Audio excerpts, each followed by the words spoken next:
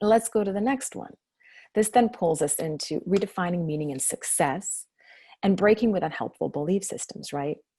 And as we said, right now we feel the pressure to be doing things. We feel like we're moving, but we're not quite sure, are we advancing? And so again, this is a really great moment to break with a lot of these ideas of how this is supposed to be, how progress and success is supposed to be. Belief systems in many cultures, you've probably dealt with this yourself, place a great premium on the value of us, of what we do, right? On our doing instead of our being. With this idea that, while that is important, because most of those people around us, most of the rest of the world can only really see and understand our observable behavior, our acts. There's merit to that. But at the same time, when we look at our doing just through the lens of results and numbers and deliverables and products, instead of also considering the value of how we are, of our being, we're greatly limiting our understanding of, and devaluing our understanding of what kind of value as human beings we can put out into the world. That it's not just through doing. And when we actually take some conscious time and thought to nurture being in a more thoughtful, strategic, caring way, we also then improve, let's say, or amplify our doing to make it from a place of greater authenticity and perhaps greater depth, right? Greater service. So some of the beliefs that we struggle with, I know I do, right? The favorite one is, I'm not enough. I'm not enough. If you scratch under the surface of most of us feel this at some point. And it comes in many different phrases and many different guises, but the I'm not enough plagues most of us. I love what Brene Brown says. She says, the importance of realizing that you as you are already enough, which means that you are worthy of respect, of love, of appreciation as you are.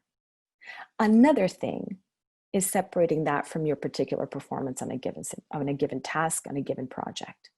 How you cook that pesto pasta, how you did on that particular presentation, how good of a gardener are you today? The idea being that when we, in a sacred way, protect our sense of self-worth, that we are already enough, from whatever constructive criticism we receive in our performance on something, it allows us to grow, because that means that every time we look for ways to improve, it's not threatening our value as a human being, right? So I think this is very important. Another version of this is, I'm not doing enough. That's another limiting belief, this idea of, I had this, and I know a lot of my clients and students have had the concept that, until I'm suffering, until I'm burning out, until I'm exhausted, until I'm, straining, I don't feel like I've done enough. Because if I still feel okay after all the work that I did, then obviously there are credits, energy credits, there are concentration, credits that I'm not burning. So a big question behind this is, where did we learn that our agony is a measure of our effectiveness, right? And that's a really key one for a lot of people, especially those who are big achievers. Anything that comes with you should do this or you must do this are also limiting beliefs that can make us struggle, because it doesn't mean that there's not truth to them. It's just that they're phrased in a way that comes from a place of obligation, of pressure, instead of choice. And we'll talk more about that. But choice is really where we're looking for, right? To say the difference between I choose to do this, I want to do this, versus I must do this, as if someone has imposed it on us. At the end of the day, even if you're doing stuff that you don't really want to, you get to say no, as hard as that seems, right? So phrasing the way that we conceive of our, our acts, our decisions, makes a big difference in the way that we push forward in doing them. This idea of goodness versus wholeness, I love this quote by Carl Jung. He says, I'd rather be whole than good, not to devalue the importance of being a good human being. You know how big we are about that here, to do the best you can to help and to nurture good values, but we're also human. And with humanity comes, rage and frustration and jealousy and selfishness. And fear, and all kinds of stuff. And that's what it means to be human. The question is, what is leading you in a general basis, right? But accepting your humanity will actually help you get over some of those things much more quickly. And there's a lot of others. So my question to you is, what limiting beliefs are holding you back right now from doing what you think is really most important for you? And how do you dispel them? The key is to truly integrate the idea that your life is your own. And you've heard people say this all the time, and you're like, what does that mean, right? We know that. Your life is your own. That means at the end of the day, you're born alone, you die alone. What happens in between is your choice.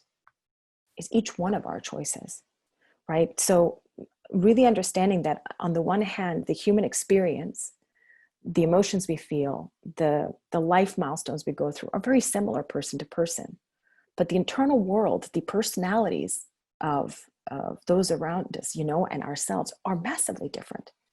And so it's really our opportunity to speak to that world that we are and create out of that what we can, right?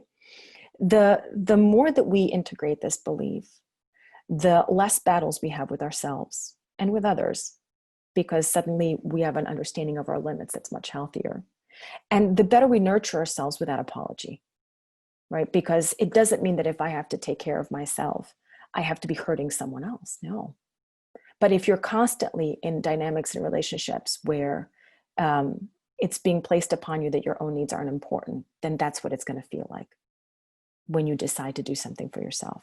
So the idea is we're moving towards each one of us having the opportunity to build a loving vision for something that makes sense for us going forward now, not with what was happening a while ago. Okay. How do we do that? Become aware of your limiting beliefs. What are yours? What's in your baggage? We all have, a backpack, and that's okay. Acknowledge them, as we said, acknowledge them, embrace them, but put them aside intentionally. And there's a way to do that in your mind, really. The more you practice it, the more it works. Also, if they're coming at you a lot, these limiting beliefs, then challenge them. Challenge what's beneath the surface, right? And you can ask a couple of questions. I'm not doing enough. I'm not doing enough. And as a result, I won't get X place. Are you sure? That's one question. Are you sure? How true is that? Are you certain that that's the case, right? The second question is, where do they come from?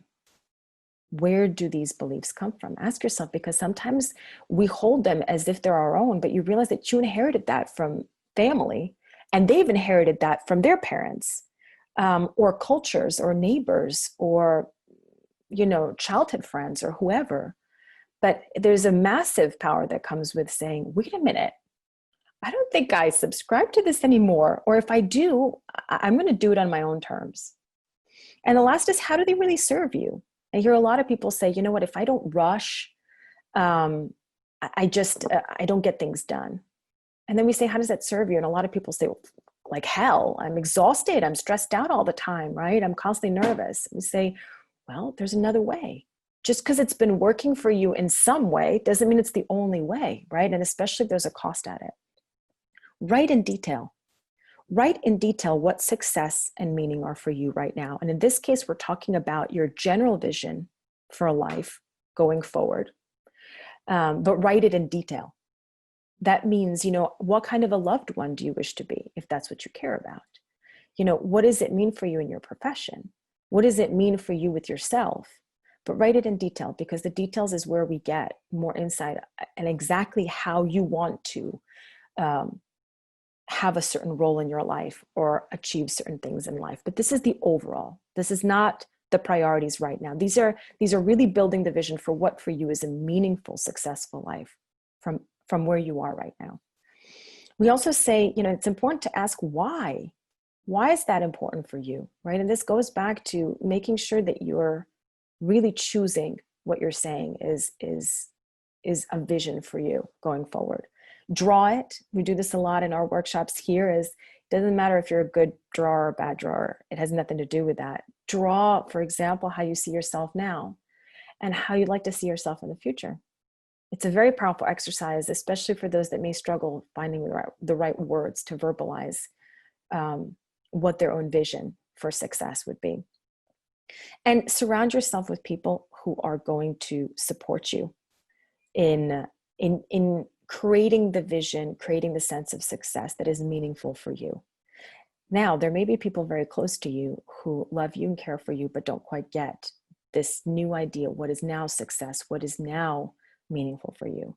That's okay. It's not about throwing them out or ignoring them. It just take with a grain of salt that they may not get it for their own reasons. It doesn't mean it needs to start any kind of discussions but also don't let them bring you down. Another thing is having people around you who encourage you, but who also give you constructive feedback. And so there's a difference.